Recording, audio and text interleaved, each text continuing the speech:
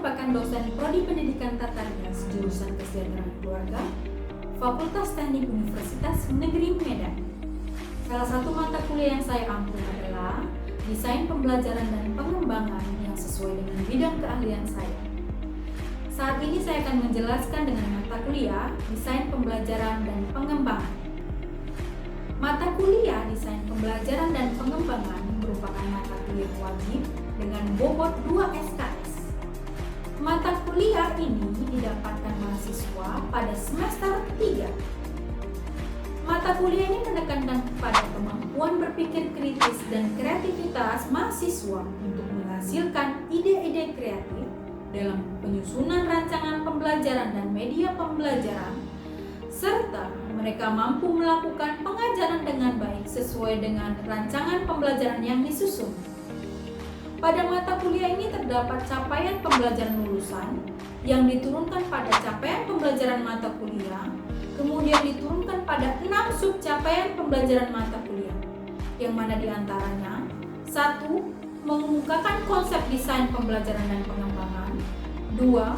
Mengemukakan konsep penyusunan kurikulum pembelajaran. 3.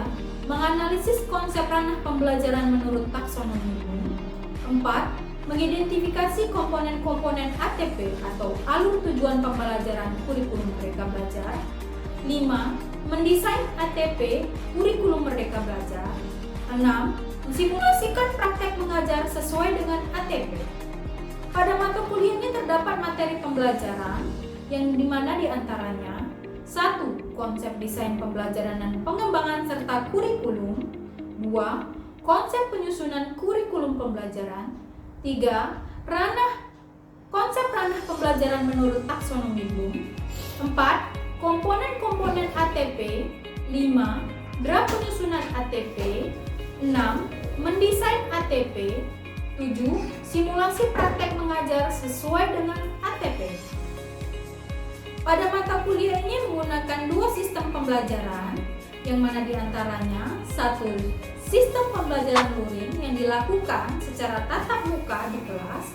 2. Sistem pembelajaran daring, yang mana diantaranya 1. Menggunakan Zoom untuk pengajaran. 2. Menggunakan WhatsApp Group untuk komunikasi terhadap mahasiswa. 3. Menggunakan LMS atau Learning Management System, yaitu Sipda Unimed untuk pengumpulan tugas-tugas. Pada mata kuliah ini menggunakan metode pengajaran, yang mana diantaranya menggunakan metode ceramah, metode diskusi, metode tanya jawab, metode case study, metode problem based learning, dan team based project. Pada mata kuliah ini saya mempersiapkan bahan materi tayang dan video pembelajaran untuk menjadi bahan diskusi bagi mahasiswa, dan saya mengarahkan pada mahasiswa untuk meninjau langsung ke SMK Kecantikan tentang rancangan pembelajaran atau ATP yang digunakan, agar mereka dapat menemukan kasus nyata dan memberikan ide-ide kreatif pada kasus tersebut. Selanjutnya, pada mata kuliah ini menggunakan proses asesmen. Proses asesmen ini bertujuan untuk mengukur kemampuan mahasiswa secara objektif dalam menerima materi pembelajaran. Indikator penilaian pada mata kuliah ini terdiri dari beberapa bagian, yaitu 1. Kehadiran. Bobot penilaiannya yaitu 5%. Kedua, ujian tengah semester. Bobot penilaiannya yaitu 20%. 3. Ujian akhir semester dengan bobot penilaian 25%. 4. 6 tugas KKNI, di mana diantaranya 1. Tugas rutin, 2. Critical book review, 3. Critical journal review, 4. Mini riset, 5. Rekayasa ide, 6. Project dengan bobot penilaian 50%.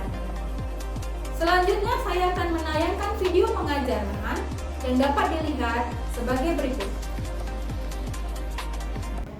Oke, assalamualaikum warahmatullahi wabarakatuh. Selamat pagi dan salam sejahtera buat semuanya. Waalaikumsalam warahmatullahi wabarakatuh.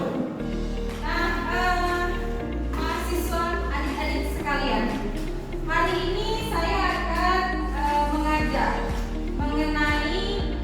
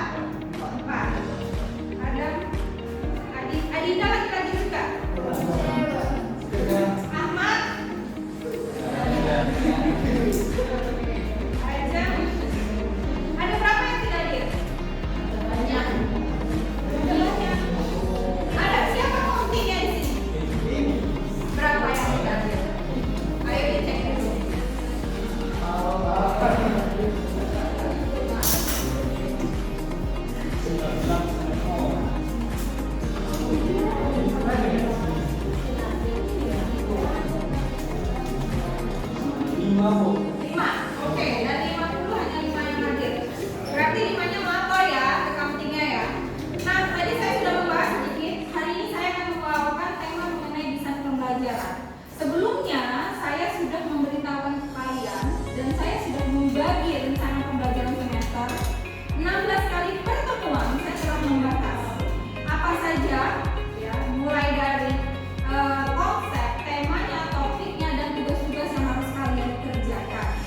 Nah, pada pertemuan hari ini saya membahas mengenai sistem instruksional. Nah, apa sih tujuannya kalian dapat materi ini? Jika nanti kalian menjadi seorang guru atau dosen, siapa yang cita-citanya jadi guru atau dosen? Nggak ada. Guru atau dosen sekarang sudah sejahtera.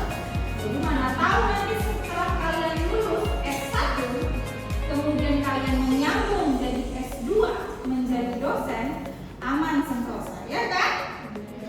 Nah, kalau ada cita-citanya menjadi dosen atau guru, mana tahu guru itu mengajar, dosen ya, ahli di bidang ini nanti mengajar seperti saya, dosen lain, ya.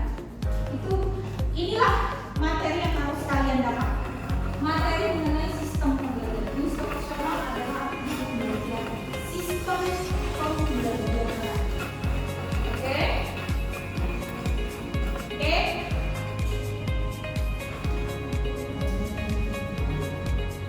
Oke, ini ya. Nggak apa-apa.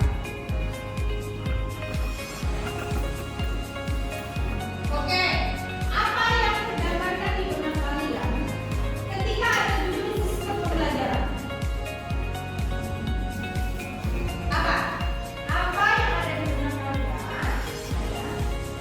Kalau ada materi atau tema yang saya bawakan ini, ketika nanti kalian jadi dosen, apa sih di benak kalian, pikiran kalian? Sistem pembelajaran. Instruksional itu artinya pembelajaran. Kalau nanti kalian menjadi dosen, bagaimana kalian menggambarkan, merangkum, membuat desain pembelajaran dimulai dari awal. Seperti saya ini, dari awal sampai akhir. Saya ini sebelum datang ke sini, kami ini sebagai dosen sebelum datang ke sini, bukan yang pikiran di dosen untuk datang momen-momen masih tugas pula. Di unit sekian ngapain? Di unit sekian ngapain? Di unit saya memberikan tugas, membahas, bertanya. Makanya di situ ada yang namanya sistem pembelajaran. Kerangka itu yang disebut dengan sistem pembelajaran. Paham? Nanti kalau kalian jadi dosen seperti inilah. Jadi ada harus urutannya, terurut, terstruktur, nggak bisa sembarangan yang sebelumnya saja. Harus sesuai dengan kurikulum. Paham ya?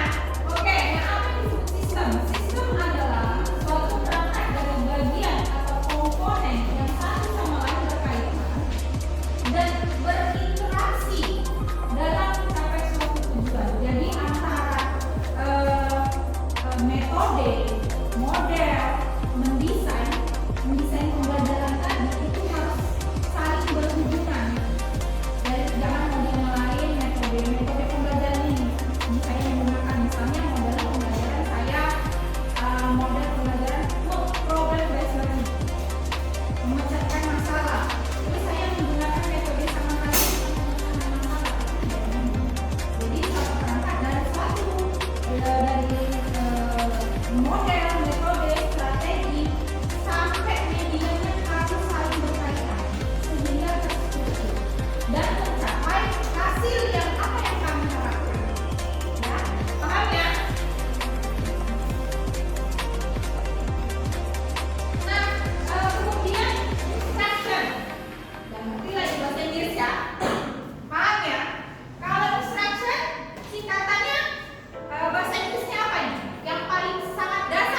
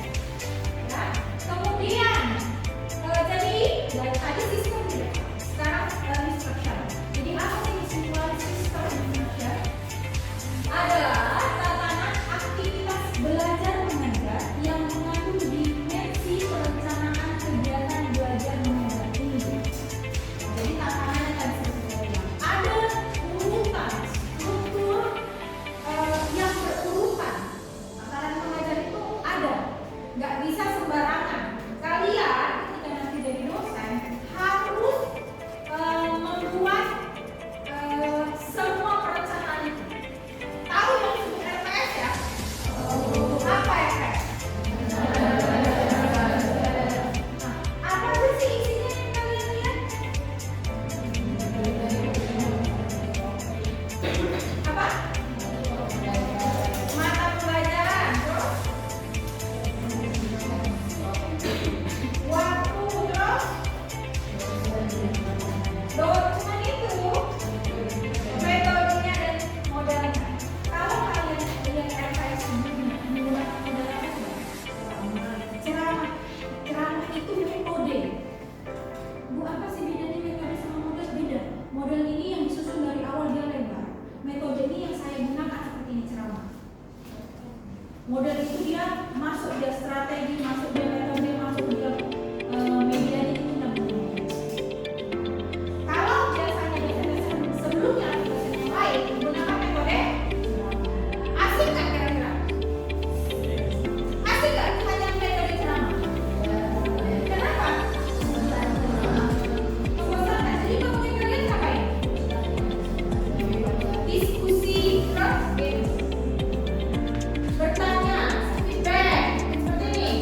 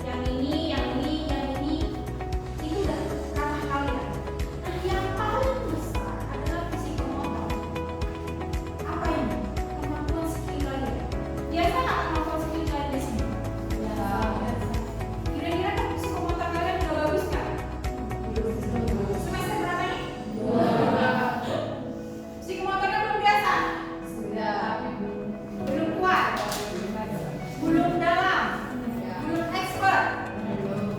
Nah, psikomotor ini adalah kalian harus asah supaya apa? Tidak hanya di perguruan tinggi tapi di luar. Gak cukup hanya di sini aja. Ya, yang namanya belajar itu tidak hanya di kampus, tapi belajar itu bisa melalui internet, di luar, ke tempat-tempat yang memang tujuan kalian di luar dari kampus. Ya, paham? Oke, kira-kira inilah kemampuan kalian. Kognitif, apa